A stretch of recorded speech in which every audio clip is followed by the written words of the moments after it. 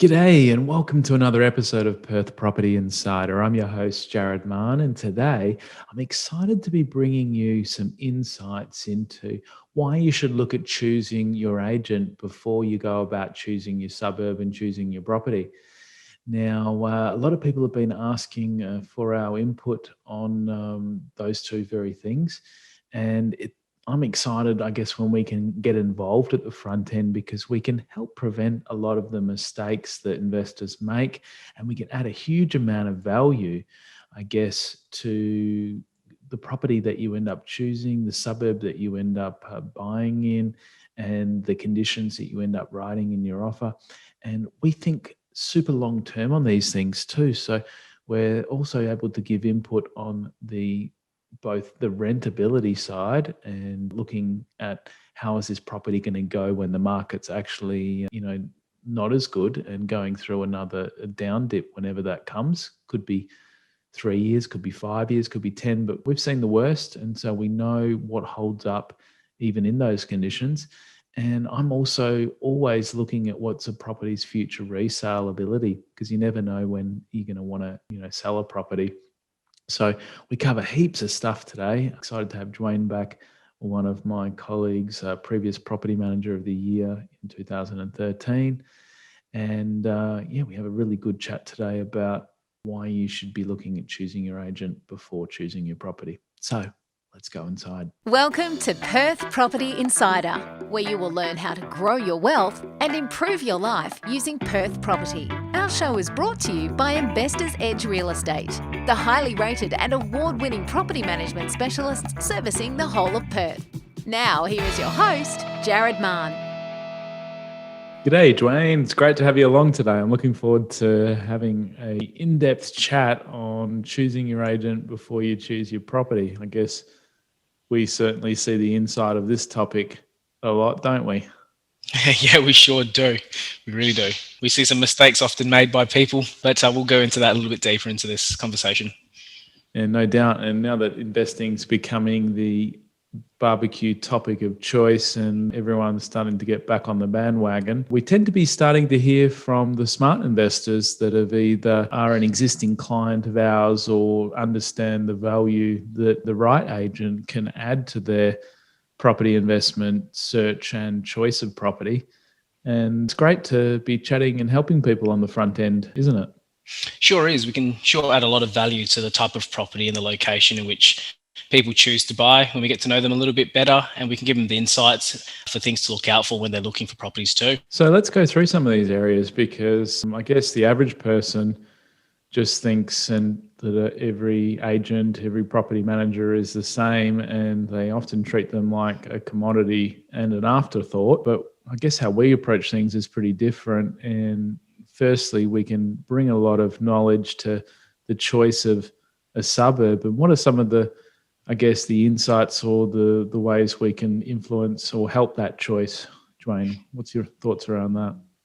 Yeah, look, there's a couple of key factors to take into consideration with suburbs. And one of the first things, even before we start to look at what suburbs are the right suburbs, we want to be looking at things from the perspective of the client. Are they after capital growth or potentially a little bit more cash flow? And as we start to narrow that down for them, we can start to look into the suburbs that fit that and look at things like the high rental demand in that suburb with, low vacancy rates for that type of property.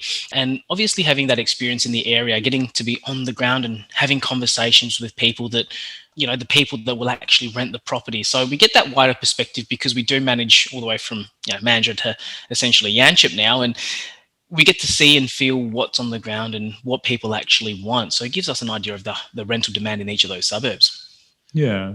And obviously we can look up, and not everyone has access to such data. We can see what is the vacancy rate in that given suburb for houses and or units. And we can chat with our property manager, find out, what they're seeing at their home opens, what tenants are paying more for, or which areas have that stronger demand. And you can start to maybe cross some of your suburbs off that aren't as strong as others. And of course, let's not forget, we've just been touching on what is happening now, but having been around for 13 odd years, we've seen the ups, we've seen the downs, haven't we? More downs over the last 5 years. So Sure we have. can, it's very fresh in our minds to think back, oh, how did this go in the absolute down market? Was it tough to get tenants back then here? Because, everything goes in cycles, and we might be back around to a low period in another 5, 7, hopefully we have a decent run, but you plan for the worst, don't you? Well, you sure do. And when you talk about suburbs, there's always good and bad parts of suburbs too. And Exactly, yeah. one of the things that I've noticed as well is that if you're speaking with a local real estate agent, and I use the word local because they service a few areas around the office, they usually try and promote those areas for you to purchase into rather than looking at the whole Perth metro area and picking the suburb that actually benefits you the most, because they know about that area. So it's not like they're trying to be biased, it's just what they know. But when you've got such a vast variety of information that we do, it's a lot easier to provide that kind of knowledge to those prospective clients too. And I guess that kind of leads nicely into giving some input around the investment potential of an area. And that's something that I certainly love to do. And, you have seen a lot of what makes a good area for investment as well as me. But I guess we can check at what stage of the growth cycle a given suburb's in and have some input on that.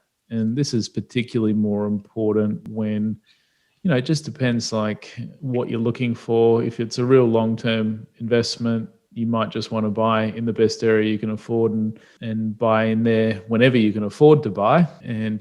But sometimes you might, if a suburb's getting too hot, you may wish to look in the neighbouring areas that haven't had as much recent growth that still represent a good long-term investment, but they might be next to have some catch-up, and we can give some input as to where the next suburb might be to leapfrog. And also an area that I'm particularly fond of is looking into the history of capital growth for an area. So not just the last 10 years, because that's not even relevant, and that data is more readily available, but we're going as far as getting data for 20 and 30 years so that we can look at, I guess, the overall, what's an overall proven performer, because then if something's performed well in the past, if those factors are still the case, desirability of schools, transport, amenity, the river, the beach, if all those things are still there, more than likely it's going to continue to perform for the same reasons it has. And of course, with our ear to the ground, and we get a lot of notifications from councils, and we can look at what's coming up for planning of infrastructure to know what other factors might contribute to increasing the demand in certain areas, both from a tenant's point of view and from a future resale point of view. So, That was a lot there. Really took a breath there, Jewayne. I get excited about it, the investment potential side of things, as you can tell. Sure do. But I guess we're trying to make that suburb choice and the selection as, I guess, easy as possible for an investor, because it's probably the number one thing that we do get asked. We will be covering probably in a bit more depth in some future episodes the selection side of things and some of the other factors that contribute to that, what makes for a good suburb. But I guess when you combine the knowledge of the suburb and the history and the infrastructure and other factors that are contributing, then you can start to narrow down your choices and come to a suburb that you might be focusing on. So let's say we've chosen our suburb, Jewayne. What's the next area that we could add some value to someone on in considering a purchase? Yeah, so when considering a purchase, I think it's also important to understand, as I said earlier, whether they're looking for capital growth or cash flow, and the type of property can really impact that as well. So, for instance, if I said I've got a property in Mount Lawley, it could be a 1-by-1 apartment, or it could be a 4-by-2 that's got a swimming pool that attracts a completely different type of person. So by having an understanding of what types of properties are in demand in those areas and the contributing factors as to why, we can give you some guidance as to which ones to look at. Now, example of Mount Lawley, that public school out there is quite desirable, and a lot of people try to land in that catchment area. So if you're looking at a 1-by-1 apartment, that's probably not going to be the driver there. But for the 4-by-2 family home, well, the kids get to go to Mount Lawley High. Perfect. So you've just got to look at the type of property it is, not only the suburb that you're in. I guess in your case of the 1x1 or 2x1s, you got to then consider, you know, do you want to attract multiple adults to live together? And, you need enough bedroom size in the second bedroom so that they're capable of sharing. And I guess what do those young professionals want? Well, they want to be super close to the cafe strip, ideally as close as possible, and, have all their amenities on the doorstep.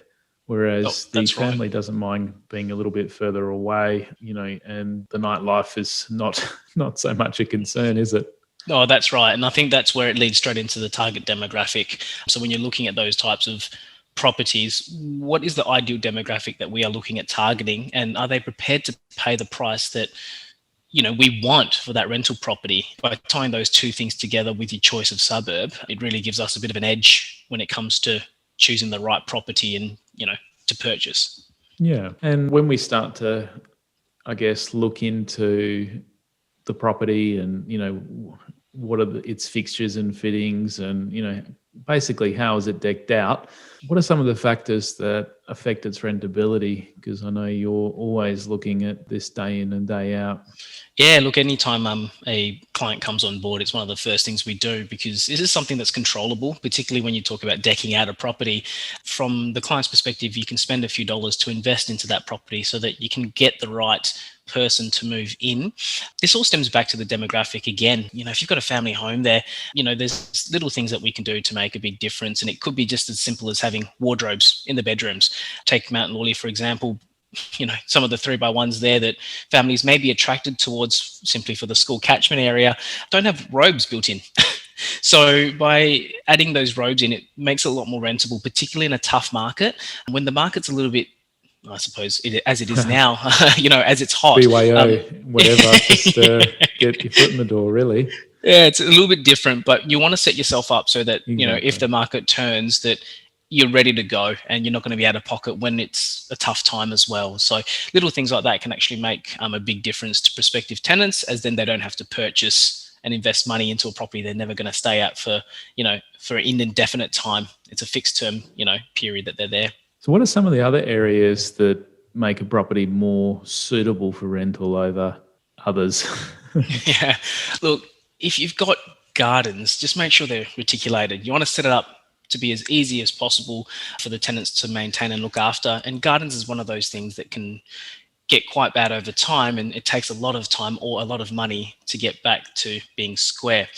Other things, I think that you need to have air conditioning as well. I think that's a really important factor that appeals to tenants, particularly in the heat of summer. Like if you go and see a property now as a tenant and it's piping hot in there, I don't think you're going to apply for the place. I once rented a property in my bachelor days without checking whether it had AC. Took the rental in winter, got to summer, and I certainly learnt my lesson. I had to go sleep over at my parents' place for a few weeks because it just got too much. There's only so many cold showers you can have. Yeah, good. Most tenants won't make that mistake, and in that case, I was even willing to pay for half of the air conditioner, but the owner still wasn't willing to budge. Don't be stingy when it comes to putting air conditioning in, and we are living in Perth, and I don't know any tenant that could survive a 40-degree day a few days in a row. So seems like basics, but what are some of the other stuff that makes a property rentable or not? I like to think of, if you need to replace floor coverings, choosing the most hard-wearing ones that you can. It can sometimes be, I guess a poor choice to put light-coloured carpets in when they're going to show up any single spill. I usually like to go with the darker carpets, in bedrooms where I'm replacing them or choosing them firstly. And I'm a big fan of tiles, and, they just seem to wear a lot better than the cheaper vinyls and some of the laminates. But there are some other real good quality hard-wearing floor coverings that are available these days that are, worth checking into. I'm sure if you ask at the flooring shop and tell them that you want something hard-wearing and tell them it's for tenancy, they can make recommendations as well. Yeah, definitely. And I think one of the things when you talk about the rentability of a property, it's a very costly thing, but if you have a wow factor when you walk into the property, a brand new kitchen or a fully renovated bathroom, or even just really amazing curtains, like really amazing fitted curtains that have cost a few $1,000s at the point of purchase, not necessarily saying that you're going to invest that money in. Those things actually make a big difference as well. And tenants have a wow factor, something they can remember when they walk away from the property. Yeah, exactly.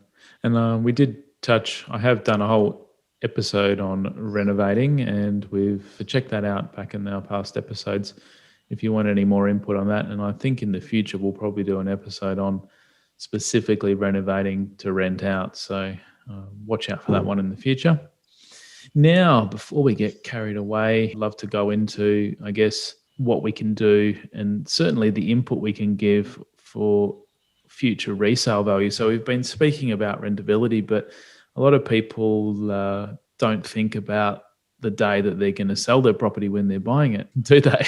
No, it's don't. A real afterthought. So just because you can get a screaming bargain and no one else is interested in the property, that's not always the best property to buy. Yeah. You kind of want to know that there is at least interest in the property from the market, or you're going to renovate it and improve its desirability so that it has interest, because it's going to certainly help you attract both tenants and maximize your end selling price later. So that's why renovating a property can be a great strategy, because not only do you buy it well on the front end because less people are interested, but then you increase the value, you can refinance and pull that money back out that you've put in. And when it does come time to sell, you're going to have more buyers competing and paying an emotional price, I guess. So when it comes to resale, there can be some real big things that are going to affect the, I guess the overall desirability. So I like to, I guess, try to rule out and not buy next to a number of things. So I don't like big power lines. Could be that I used to be an electrical engineer and I see them more than the average buyer would.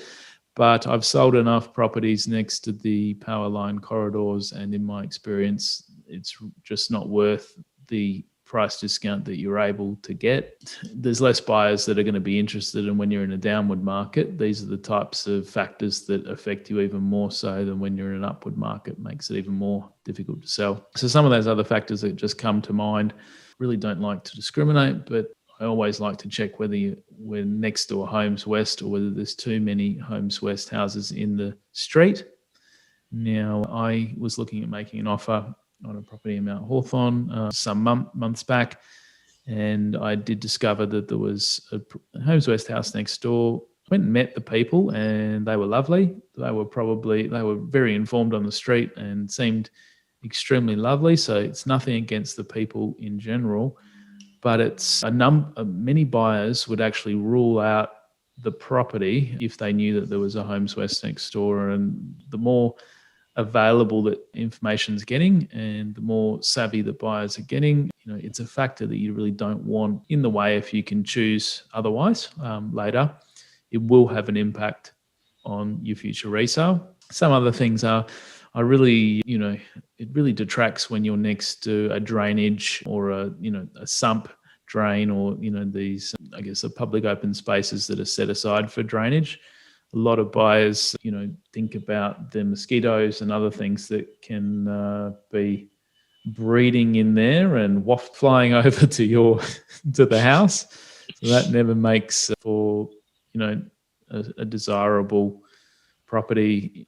So if you can avoid buying next to those, that's another thing. And then when it comes, that's some of the location aspects, or before I leave location, people like to be close to shops and close to schools, but directly across the road, no, not really. Especially when you've got a liquor shop as part of the local strip shops, you can get people coming and going at all kinds of hours, and, some less desirables around. And especially when it comes to the school, not sure if you've been around a school during drop off and pick up, but it turns into a bee's nest of activity.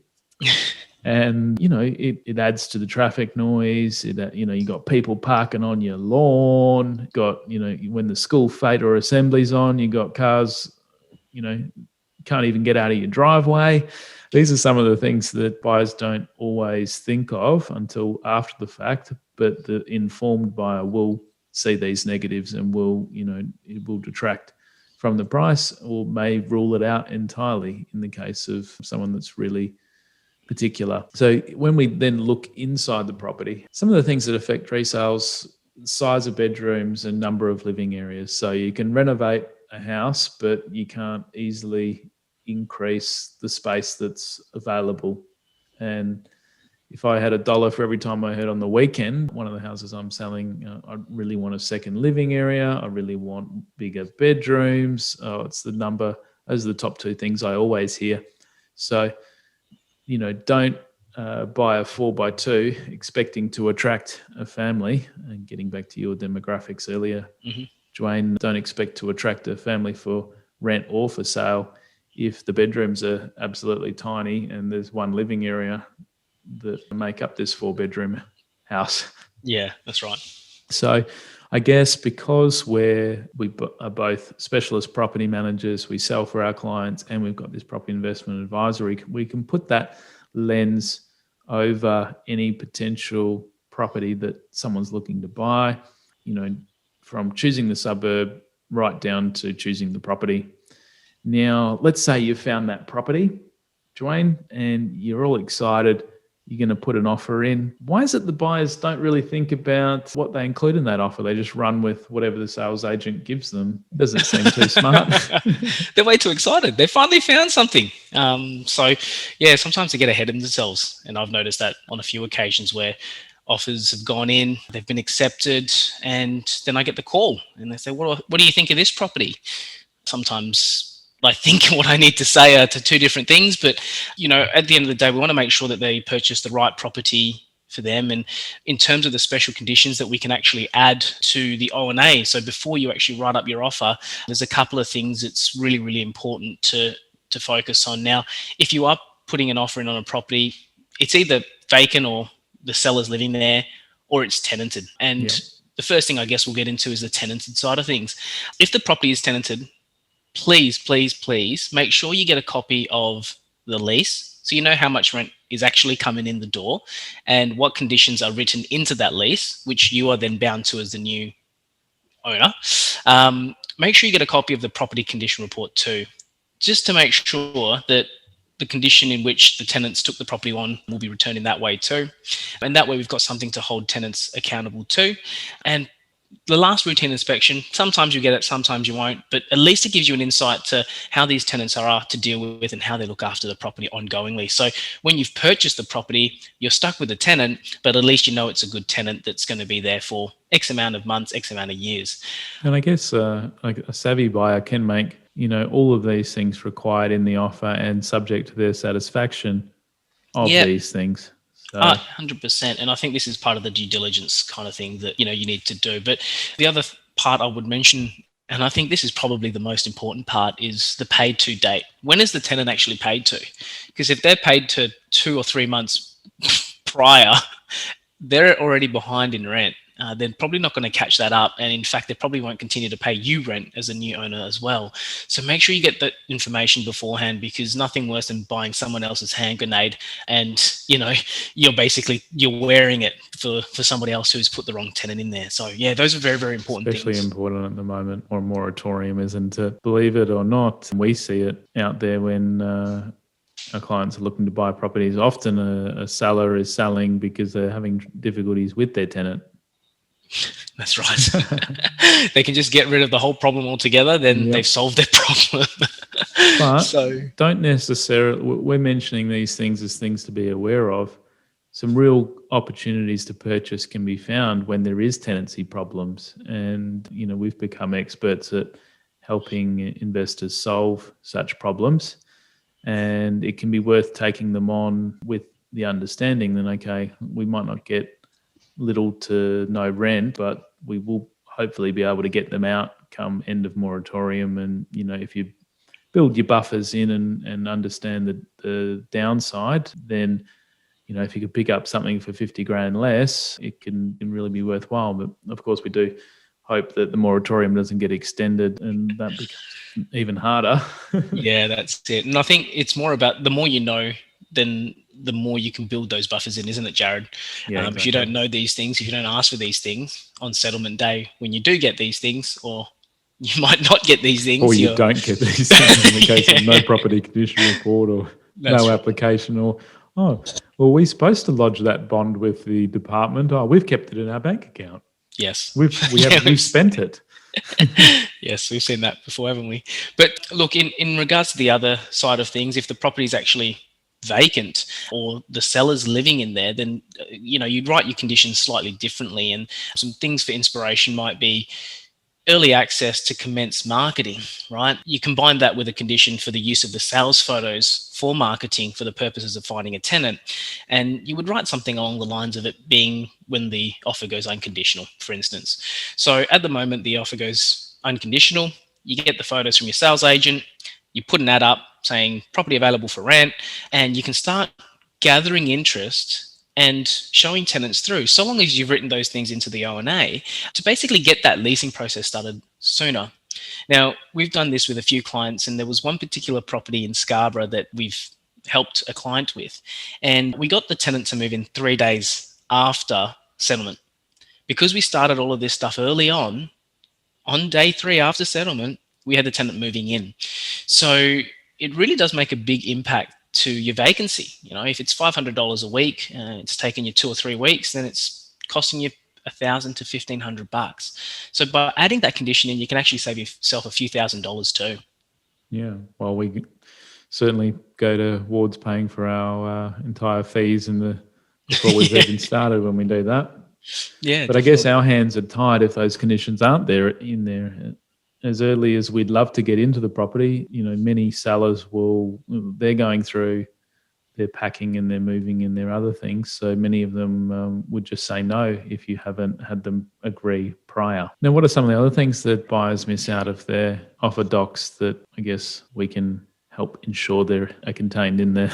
Yeah, well, some of those things I think look like the warranty over the electrical, the plumbing, the gas, the reticulation, just to make sure that they're all going to be working at the time of settlement as well. So we're trying to build that cost back onto the seller and not have the buyer buy it and have things not working, not operational, and then have to fork out more money to get those things operational. Yeah, I mean, we hate being the bad guy coming in and saying, sorry, new buyer, do you realize that all of these things aren't working and we're actually going to have to, get them sorted before we're willing to take on management of the property? And I guess that's a bitter pill for some new buyers to swallow, but we have very high standards when it comes to the properties that we manage.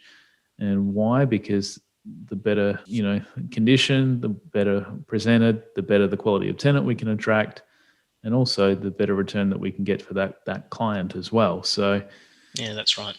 And once a property's up to standard, the easier it is to keep it there too. It's kind of like, I think they did a study on crime in New York. This is a bit of a strange example, but they found that when even small crimes were allowed, such as broken windows and trash being, thrown everywhere, that it led to an escalation of crime. And I've been wanting to do a study on tenancies too. When a property is not maintained, I suspect as well that they don't treat the property as well. Leads to greater maintenance, leads to greater cost ongoingly, and I think there'd be an escalation in the cost to the investor too. Oh, I 100% agree. In fact, for a fact, we know that average properties attract average tenants and great properties attract great tenants. So really wanting to make sure those properties are presented in the best possible way when we're taking it to market. Exactly. Hopefully as well, the buyers included subject to building and pest inspection reports. And there can be some nasty conditions, that are written in by some sales agents that don't even give the carrying out of these reports any weight. So I'd always suggest that they're written with good strength and some favour towards the buyer, preferably to your satisfaction with those reports. And this is a great opportunity for us as a property manager to have some input, isn't it? Sure is. If you can look over the building inspection report, you can sort of pick up all those little maintenance issues and provide a bit of a structure as to when and how these things need to be repaired. Some are urgent, some not so urgent that could probably be dealt with a little bit later on. It really just comes down to having a look, and again, more knowledge the better you can make a better decision. Yeah, not necessarily deal breakers, but if you know that the gutters are rusted through or about to be, then you really need to be, setting aside some buffer for getting that done before the next big rains come, because otherwise then you're going to get overflow into your eaves and roof, and you might be dealing with a lot more problems than otherwise. So, Yeah, that's it. Exactly. and the catch-all that we're seeing, I guess, used by some of the buyers agents out there, and just to be clear, we're not buyers agents, but we can recommend really good ones depending on your strategy and what you're looking to achieve. But the subject to due diligence is a great kind of all-encompassing one that might be, say, valid for 7 days and enables the buyer to check into any unknown aspects with the purchase, especially if it's an off-market sale or photos and other things aren't readily available. And I know it's a lot more common for the East Coast investors when they aren't able to know everything and they just want to tie the property up and make sure that it's contracted and then look into the finer details. But it can also be important if you're purchasing a development site. You might also include in there things like subject to a geotechnical report, subject to a survey being done, put timeframes, and in the case of the geotech, you might want to say subject to satisfaction, your satisfaction of the geotechnical report. And keep in mind as well, this is all just general advice. It's definitely worth running the final clauses past your settlement agent and or solicitor. And we're just providing some, a bit of general information, what to include in there. Yeah. One thing I'll just like to mention on this particular topic too, I think that, you've got to do a bit of a balancing act when you're putting in your offer and acceptance. And, you could fit in there another 100, conditions, and the seller goes, nah, stuff this. Like, it's just too much work. No, it's not worth it. I'll just go with one that's a touch lower in price, but I don't have to go through all of these, headaches. So it is a balancing act to make sure you've got that right. And I think the other thing that's really important to take away with the conditions in the offer and acceptance is that you can use that as a bargaining tool as part of your negotiations too. I'll take out this condition, right, rather than dropping the price. And that can be a counter offer too. So there's a few things like that you can do by adding those conditions in and having a bit more play with it. And then taking them away if you need to. And especially if you've got multiple offers and you getting feedback from the agent, the price is, really getting pushed. And, you want to, in that case, certainly in the case of when we bought our home recently, 9 other offers on the table. And we're making that offer as clean as possible, only leaving in the essentials and, nothing that's going to hurt our chances of, being chosen. So, yeah, that's right. And that's why I mentioned it is a balancing act. I think that, of course, if you're the only offer in, and this is an ugly duckling that the rest of the market doesn't see have interest in, then you can certainly be a bit more creative with what you put in there. Yeah, that's right. The other one that is probably obvious, but people don't often think about it, is that trades and service providers are becoming extremely hard to get. And if you've bought a property that does need work, while we're not renovation project managers, we do have all of the, run-of-the-mill maintenance-related trades that we can provide. And ours are certainly a lot more answerable to us and are well priced. So that's something that you're regularly helping the new purchaser with, aren't you? Oh, that's right. I mean, when we go out and meet the property and meet the client, there is usually a list of things that need to be organized in order to get the property ready for rent. So we make a bit of a list, and some things the client can do themselves and save a few dollars, but there's a couple of things that they might not want to do or that they can't do. And that's when we can organize our tradies to get out there and do that work. So I think that's a really good point there, Jared, because in this current marketplace, try and get an air conditioning technician out to your property is going to take you 2 to 3 weeks, for a normal person who's calling someone on Google. But for us, at least, with the relationship we have and the work that we send to our tradies, they prioritize us and make things happen for us because they need us. So I think that's a really good point that you make. And I guess finally, on the other end of the side of the whole journey that anyone has with a given property is the sale or potential sale someday of that asset. And I guess I would, if I was placing myself in the buyer's position, I'd always be thinking about, can this agency that I'm appointing as my manager also handle the end sale? And are they used to and a specialist at handling the sale of rental properties? Because, you know, not every agent can handle a sale of a rental property smoothly. And it's something that we've come to specialize in. And it goes beyond just transactional, when's the best time to sell? If you ask a local agent, the best time's now because he wants his commission.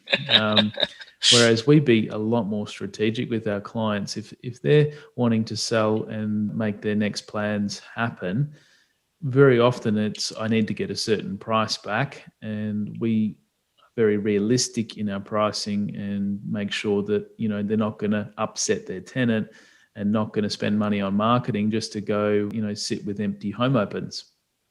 So we can certainly have some input and advise on the timing of that and be realistic on the pricing that they're going to get, and really help them maximize their gain so that they're choosing the timing to best suit that overall plan. So I love going deeper with people and saying, well, why are you actually selling? And, if you're not planning to retire for another 2 to 3 years, yet you've held on to the property for the last 5, and why would you sell when we've got what will be the greatest growth period ahead for the next 2 to 3 years that we've had in the last 10?